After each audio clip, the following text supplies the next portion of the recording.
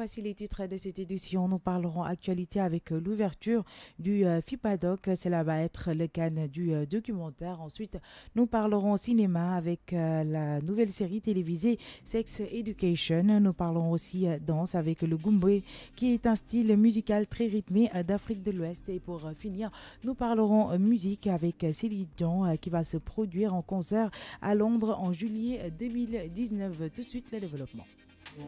King FM, le journal de la culture. Bonjour à vous, chers auditeurs internautes de la King FM. Ravi de vous retrouver encore une fois dans votre journal de la culture à la présentation Katingaï, de l'autre côté de la baie vitrée, Amadissi côté technique, Ali Matundiaï côté digital. Actualité. Ouverture du FIPADOC, cela va être le Cannes du documentaire. En 2019, l'ancien très réputé Festival international de programmes audiovisuels FIPA se transforme en FIPADOC, certains nommés le FIPA, le Cannes de la télévision. Le FIPADOC, nouveau grand festival généraliste du meilleur du documentaire, a ouvert mardi 22 janvier ses portes à Biarritz en France avec la sélection de plus d'une centaine de films venus des quatre coins du monde. Ce festival international du documentaire souhaite s'imposer comme une référence dans son genre et Christine Kamdessus, directrice générale du FIPADOC, lance déjà un appel aux cinéastes africains d'inscrire leurs films. Cinéma. Sex Education est une série télévisée de comédie dramatique britannico-américain en 8 épisodes de 50 minutes créée par Laurie Nin et mondialement diffusée sur la plateforme Netflix. Plus de détails avec Papi Lamine Fa. Maëva, jeune fille rebelle, seule et sans parents, décide de créer un cabinet de sexologie dans son lycée avec l'aide d'un pissou invétéré, Otis, fils de sexologue. Otis aidera donc des couples à gérer leur relation alors qu'il est lui-même vierge. Le 28 novembre 2017, il est annoncé que Netflix a donné carte blanche à la production de la série Sex Education, alors créée par Laurie Nunn et produite par les producteurs délégués Jamie Campbell et Joel Winston. Ben Tyler est engagé à réaliser la série. Netflix se joint à la production Eleven's Film. Le 4 décembre 2018, il est annoncé que la série sera diffusée le 11 janvier 2019. Le 17 mai 2018, il est annoncé que Gillian Anderson, Asa Butterfield, Kuti Gatwa, Connor Windle et Kedar Williams Stirling ont été engagés dans les rôles principaux. Le 16 juillet 2018, James Purefoy joint dans le rôle secondaire. Le tournage a lieu à la rivière Wine en Angleterre et au pays de Galles, ainsi que Landogo et Tintern en Monmouth Files. Les scènes se déroulant au lycée de Mordal ont été filmées dans l'ancien campus de l'université du pays de Galles du Sud à Caerleon. Quant au chalet d'Otis et Jean Milburn, il a été tourné à Goodrich à Ross-on-Wye. Aux États-Unis, Kristen Baldwin d'Entertainment Weekly souligne que la série déjoue les pièges des clichés inhabituels sur la sexualité des ados grâce à une dose d'empathie rafraîchissante. Une douce et progressiste dramédie britannique et Dan Fitber de The Hollywood Reporter, une distribution merveilleuse au sein de laquelle chaque personnage, présenté d'une certaine manière, souvent pour des raisons comiques immédiates, se révèle plus inattendu que prévu et pour lequel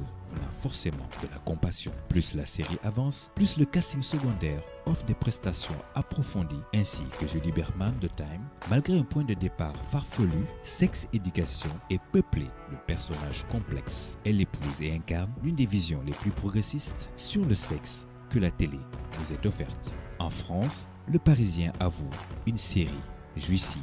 Mais Constant Jamais du Figaro Magazine prévient de ne pas se fier au titre Sex Education de Netflix qui creuse sans vergogne le filon des séries pour ados n'a rien de graveleux et de gratuit. Au contraire, elle est pleine de tendresse et d'humour britannique avec en prime une pointe d'absurde ciné-série, mais beaucoup plus de réserve, estimant que Sex Education peut tout à fait s'apprécier à condition de ne pas avoir trop d'attentes et de faire fi des thématiques vues et revues qui y sont abordées et surtout du caractère stéréotypé de l'ensemble. Merci à vous, Papi Lamine Fall. Danse. Le goumbé est un style musical très rythmé d'Afrique de l'Ouest. Il est notamment joué en Guinée-Bissau, au Sénégal, au Cap-Vert, en Côte d'Ivoire et en Gambie. Musique traditionnelle d'origine animiste, à la fois entraînante et chaleureuse. Le goumbé de la Guinée-Bissau est aussi un chant dédié au génie tutélaire. Il accompagne tous les événements de la vie sociale, naissance, mariage, décès, etc. C'est aussi un moyen de communication entre deux villages rapprochés au Sénégal. Le goumbé est aussi une danse traditionnelle de la communauté Lébou. Angèle Béatrice Basse. Il accompagne tous les événements de la vie sociale, naissance, mariage, décès, circoncision. C'est aussi un moyen de communication entre deux villages rapprochés. Pour jouer le goumbé, il faut une quinzaine de personnes afin que les battements de mains soient toujours intensifs. Pour danser le goumbé, les femmes se courbent, ramassent le bout de leur pagne et tout en étant courbées, maintiennent un pied devant l'autre. Elles se déplacent en sautillant, ce qui permet aux pieds en avant de rester toujours devant. Avec des mouvements de dos caractéristiques du sud, tout le corps est sollicité. En ce qui concerne les hommes, ils se courbent également et imitent la marche des canards, en se balançant de gauche à droite. Instruments de musique, le gong femelle, un gong mâle, claquement de mains, percussion, tam-tam sur lequel le joueur peut s'asseoir. Grand tam-tam appelé goumbé, sur lequel le joueur s'assoit aussi de façon à le jouer aussi bien avec les mains qu'avec le talon. Goumbé, c'est aussi un hommage à la grande fraternité universelle, car non seulement il a pénétré tout le continent, mais aussi il a voyagé avec les esclaves vers le Nouveau Monde pour servir d'ingrédients dans la plupart des rythmes, des Caraïbes, du Brésil, des musiques afro-américaines du détroit du Mississippi, Goumbé de Congo Square, à la Nouvelle-Orléans et les ring shouts des premiers offices religieux réservés aux esclaves. Enfin, ses origines européennes nous le font retrouver identiques dans les folklores de Galice, en Espagne, Caron. Ancêtre du futur, c'est dire que chacun s'y reconnaîtra. Observons la danse du goumbé. Elle est spirituelle et représente un symbole. Deux personnages centraux exécutent des figures géométriques autour du cercle qui traitent plutôt d'un aspect symbolique de la vie spirituelle et de la limite inexistante entre l'abstrait et le concret de leur union effective, comme on peut le deviner dans le mécanisme qui marie le ciel et la terre avec l'histoire des peuples.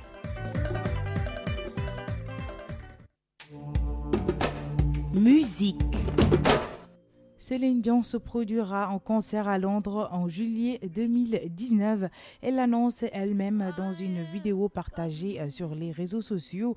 Céline Dion se produira le 5 juillet prochain à Londres, à Hyde Park, un concert événement qui sera le seul sur le continent européen en 2019. Ce n'est un secret pour personne.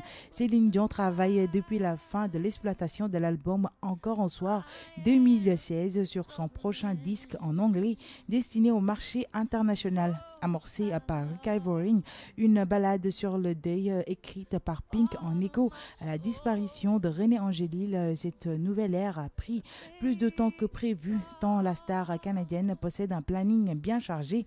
Entre deux concerts à Las Vegas, Céline Dion a lancé sa première collection de sacs à main avec Bugatti et s'est illustrée sur les bandes originales des films La Belle et la Bête et Deadpool 2 en interprétant How Does a Moment Last Forever et Hatches, dont le clip hilarant a fait sensation au printemps dernier. En parallèle, la chanteuse aux 200 millions d'albums vendus qui apparaît fréquemment lors de grands défilés de mode a annoncé la fin de sa célèbre résidence au César Palace pour juin 2019. L'opportunité sans doute de finaliser enfin son album très attendu pour lequel Sia lui a écrit 3 chansons. Même David Guetta lui a proposé une collaboration. I am a recovering, a constant regretter. Hold it against her, at least. Sport. Après une énorme tension notée avant et pendant le combat du 13 janvier dernier, Balaguer 2 et Modulo ont chacun affiché un visage mardi soir lors de leur ultime face-à-face sur le plateau de la TFM. Les deux lutteurs se sont comportés en sportifs, montrant une maturité malgré leur rivalité qui date de 2010, année de leur premier affrontement. Modou est un grand champion qui a beaucoup fait dans l'arène. Il a été brave et je sais qu'il s'est très bien préparé pour ce combat. Je sais que ce qu'il a fait sur ce combat, il ne l'a jamais fait. Il a une préparation particulière, tout comme moi, donc il n'a pas démérité car il n'a jamais reculé durant le combat. J'ai été meilleur et Dieu m'a donné la victoire. Je lui souhaite bon courage et bonne chance pour son prochain combat, a soutenu le double vainqueur Balaguer 2. De son côté, Modulo a lui aussi reconnu le talent de son bourreau. Bale n'est pas mal, il a été bon car c'est un grand lutteur, il a prouvé, sa victoire est méritée car Dieu l'a voulu ainsi. Je lui souhaite une bonne continuation, que ce succès lui porte bonheur, a affirmé le roc des Parcelles Assainies IGFM. Toujours en sport, Modulo a donné les raisons qui l'ont poussé à vouloir affronter Eumeu 10 jours seulement après sa défaite devant Balaguer 2. Je travaille et la lutte est mon métier. Je ne suis pas chômeur, donc je dois poursuivre le travail. Donc les choses avancent contre Eumeu et je peux dire que je pourrais l'affronter en fin de saison si tout se passe bien. Si Eumeu est prêt, je le suis aussi parce que j'ai envie de lutter. C'est Biram Ning, son agent, qui gère tout, donc c'est à lui de tout dire, mais je n'écarte pas aussi Balaguer 2, a-t-il déclaré mardi soir lors de son dernier face-à-face avec son bourreau IGFM. Votre agenda culturel.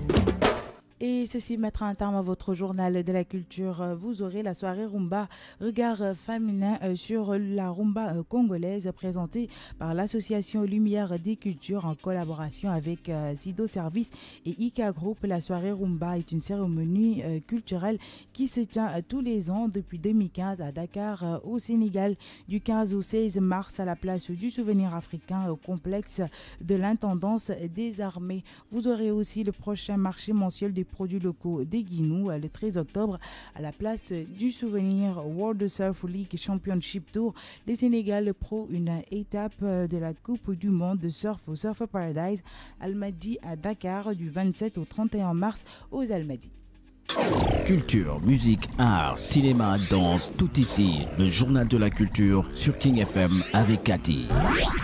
Et voilà, chers auditeurs internautes de la King FM, c'était tout pour votre journal de la culture version française. Merci à Medici pour la gestion technique. Merci à Ali Motungay pour le digital. Je vous donne rendez-vous à 17h30 pour la version Wolof. C'était le journal de la culture sur King FM.